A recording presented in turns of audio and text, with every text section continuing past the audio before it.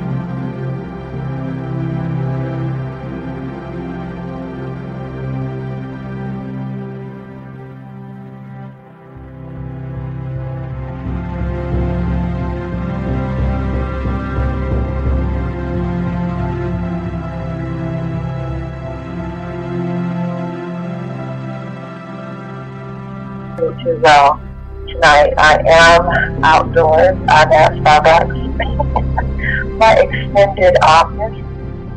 The others don't know this yet, but this is my extended office. Tonight we have a few different ideas going on, but before we get into that, I'd first like to share my gratitude and appreciation to Shelton for allowing us to share with her audience. So, I know I always say this in the beginning, but it is truly, truly, truly meant. One of the things that I would like to first start out by saying is I saw something that was posted on Facebook yesterday or the day before, and it was a picture of a young man named Darian. I don't know if you all listened to the show last night or the night before on Cheryl's World. However, Cheryl posted a picture of Darian, her nephew, holding up a school project. You remember back in the day when we do like a report, and it would be on the trifold big cardboard with your report and some supporting pictures and things like that. Well, he had his displayed and for the picture, and the topic of the class was legend. And the person that he chose was Muhammad Ali. And he received a 0 for this particular project because his teacher, said that Muhammad Ali is not a legend. Well, I'm talking about it today briefly because I thought that was pretty interesting. I didn't ask what school he goes to. However, I thought that was very interesting. Being that, the question of someone being a legend to you, unless you have a list to go on, you have to choose from that list. That question is an open question because, whoever the child chooses to write on, that is someone that the child sees as a legend. Whether you are in agreement with Muhammad Ali or whoever else, if it's somebody who through time and time is an icon or thought of when you think of a champion or when you think of boxing, his name is going to come out of, come to mind or come out of others' mouths. So, I thought it was real interesting that this would be said to a Darian that, choose again because that's not a legend. So, if you have any insight or any thoughts on this, this will be something that we are open and welcoming you to call in at 646-200-0459 and share your thoughts or share your comments in regards to this being said to him. I don't know what grade Darian is in, but he is in elementary school, and this is what was said to him. Go, do it again. Do it over. Muhammad Ali is not a legend.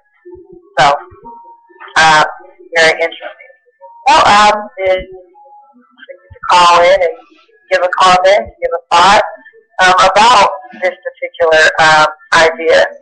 And while you're thinking about it, I did want to say that this reminded me of something that happened to me when I was in middle school. My art teacher, matter of fact, now that I think about it, my art teacher was the elective teacher, period. She was the sewing teacher, the cooking teacher, she was the art teacher, so, she may have been frustrated, but I'm going to tell you what happened anyway. We were in my art class, and I was in 6th or 7th grade, and everybody was given these small pumpkins to be creative with. Now, it wasn't said make a jack-o'-lantern. It wasn't said put a face on it. Nothing like that was said. What was said is be creative with these pumpkins. So everyone in my class did a jack-o'-lantern or they did a face. I did the seasons. I used my pumpkin like a canvas and parted into 4 waves, and I did the seasons, and I did them by showing colors that represented the season. So what she did is she had me stand up in front of the class. This was Mrs. Rucker, Mrs. D. Rucker. I remember your name. She had me stand up in front of the class and basically say that I did it wrong. And, my pumpkin was hideous. And I asked her why, and she said, look at everybody else. Did you do what everybody else did? And I said no. And, she basically gave me a 0 for the project. That really stayed with me. It wasn't until high school that I started to become more and more open with my art. However, at the same time, she continued to pick apart different things that I would do. And like I said before, she was also the sewing teacher. She was also the cooking teacher, so I had her in sewing class as well. And she completely helped in me not being interested in sewing until later. I began to become interested in it as an adult. However, my whole school years, I was not interested at all. And my mother was a seamstress, so it was different things that I experienced from opinions that are imposed upon us as children in ways that stay with you. They leave a scar. However, when I think about it now, I realize in her being the same teacher for all of those subjects, she probably was by no means a certified art teacher, nor a sewing teacher, nor a cooking teacher. This is probably what was available for her, and she probably was, overwhelmed or frustrated. So this is how I can understand it now. But the situation that happened with the Darian is one that really reminded me of that. And we have to be really mindful of how we speak, and make sure that, we're always sharing or expressing things, especially to children. These are open minds to explore and bring, out what's within them or what they want to achieve. We have to be mindful of how it is that we express our thoughts and our opinions to them. So, that's what I wanted to express on the idea of the Darian's school project. So you feel free to call in 646-200-0459 and share your thoughts or share your past experiences with this. Whether you were the one, speaking before you think, or whether you were the child on the receiving end. We would love to hear it.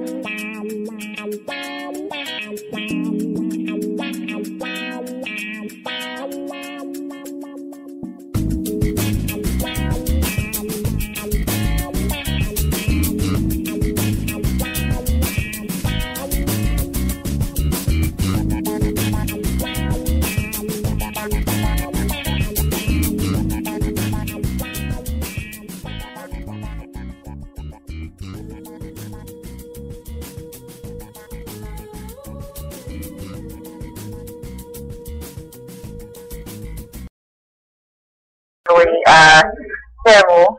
I'm not sure where Amy is tonight. However, when she is ready and willing, I will patch her on in. Okay, we're going to move on. However, if you do have something you would like to share in regards to, what I was thinking about earlier, if you've ever had a situation where your child or you were in school and your bubble was kind of popped because of the way or what they said to you, and then come to find that what they said to you wasn't even actual fact. I'm speaking about the idea yesterday or day before yesterday in regards to a Darian, Cheryl Smith's nephew, submitting a report on Muhammad Ali as a legend, and the teacher responding, to it with a 0 and telling him he needed to do it over because Muhammad Ali was not a legend. So, even if we go further into the night and you want to comment on that, you can do so. The number is 646-200-0459 and press 1 to let me know that you have something you want to say. Also, we have with us Toyonda. Are you there? Yes, I'm here. Hello, everyone. Nice to meet you, and it's a pleasure to be on the show. Hey, excellent. I want to ask you, can you hear me clearly? I am outside. Can you tell? Yes, no, I can't. I can hear you clearly. Oh, okay. I got my star over the phone in my mouth. Okay. Toyonda, will you give us a little bit of background about yourself? And just so everyone knows, Toyonda is calling in from Dallas, and you will be hearing from her quite a bit here at LoveANaturalMe.info. She is here in Dallas. This is a Dallas show. However, we do have quite a few listeners that do listen in from Dallas. Share a little bit about yourself with us, Toyonda. Okay, I am a hairstylist in the Dallas area, and I specialize in healthy hair, and I'm an advocate for natural hair. And my goal in, one of my goals is helping the clients transition from, coming out of the chemical service, the relaxer, into the natural. And it's something that I'm very passionate about. And I'm not only into for the style of it, but it's a lifestyle for me. And I try to help women be proud of that and be comfortable when they choose to make that transition into the natural. So that's pretty much, what I'm standing for these days. Now, let me ask you a question. A lot of women, and by the way, everyone, you can go to LoveANaturalMe.info and take a look at a blog entry that Toyonda wrote on natural hair. Is it a style or a lifestyle? So you can take a look there. I made it so that it is the first page that opens up when you go to the site. And call in and comment, or you can comment right there on the blog. I wanted to ask you a question. Sometimes I have found that one of the scares that women have in going natural is they're wondering if it's going to affect their love life. Now, you as a stylist, do you find that to be true? Is that something that women open up to you about? Oh, yes, they do. One of the things is they feel less attractive with the natural hair, being that we have been, conditioned to think, at an early age, when a girl turns 4 years of age or 5 years of age, it's time to get a relaxing. It's time to get rid of what they call the nappy hair. So it's not viewed as anything that is what I would call, or most women that's having that issue, sexy or attractive, or, anything that is appealing for their, mates. A lot of the times it's the mates that are telling them that. But yes, I do have that, a lot with the clients sharing with me. They feel that wearing their hair natural makes them feel more outdated, not in style, because they're not, up to par with all of the styles that are out there for natural. It's more natural styles available for women now than there are for, relaxed hair, the women that are wearing relaxed hairstyles. And, women are wearing natural styles and they're wearing them to be, alluring and, very sexy, if you will. I don't look at it as a sexy thing, but if a woman is feeling, like that, I guess that's, one of the ways that she would want to feel with her hair. Most women,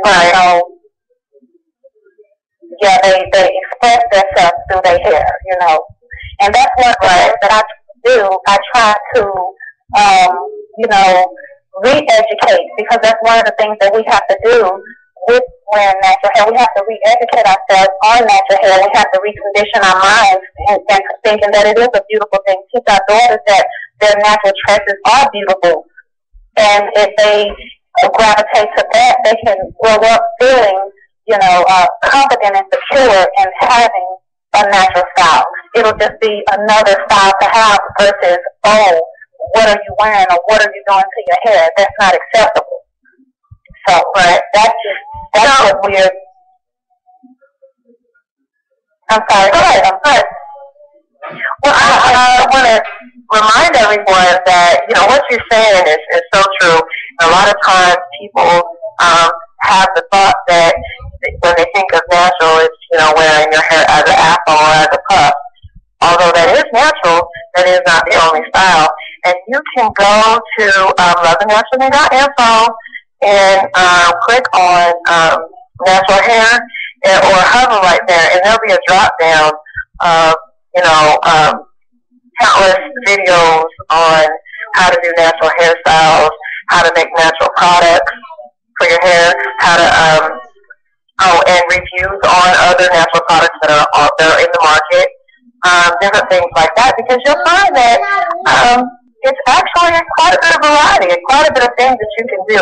Someone asked me before what it is that I like about my hair, and as I was answering, I realized that it is a constant surprise, and I say that because once we start to wear our hair natural, we start to become reacquainted with our hair, and a lot of people have never even seen their natural hair before. They think that they've seen it, but every time they see something that they think is it, they put some relaxer on it real quick, so it can as they say, touch it up. However, with my hair, I noticed that it constantly surprises me, and these are good surprises. Like I may do something that I do every morning, and then it'll look better than it did, and you try to do it again, and you can't get it the same way again, but you've got it another way. I know a lot of people. I have experienced that. I have experience with each blowout phase. You go through something different with your hair. You have to transition into a new product because the hair may not be holding with a product that you were using, with a shorter hair, or I would say the teeny-weeny afro. It don't take very much to maintain a TWA. But as you grow out from that and it gets to be more of a mid-flow, you have to do more things to maintain it. And the more things that you do, you're going to get something different every time. And I agree with what you're saying. It's always a pleasant surprise for me as well, with growing it out and seeing the different things that you can do. It's very, I love to see that change. I look forward to it, so I embrace it every time instead of going, my hair is, I go through a thing, okay, why is it doing this? And then I'm, into something new. You just have to really experiment with it to really love it. Just the same you do. I tell everyone, you have to treat it the same way you would with the relaxer. if you had a short haircut that was relaxed and that hair begins to grow out and you don't want to cut your hair anymore, you have to find something else to transition to. You have to find a new style. Same thing with natural hair. It's all about re-educating and rethinking how we think about, our natural hair. We have to embrace it, and we have to learn what our hair can do, what our hair type, the products that our hair type can use. It's all a re-education. It's all about re-educating yourself about your hair. And only you will know that because you work with it every day. So, I say embrace. This, that's actually the title for something that naturallycurly.com is doing. I don't know how long it's going on, but every single day they have a new giveaway for a natural hair product or something that's relative to naturally curly hair. And the tagline or the headline of this particular giveaway is embrace your beauty, your natural beauty. So if anybody did not know about it, then they want to go to naturallycurly.com and sign up to be alerted every time there's a giveaway, because we've been having one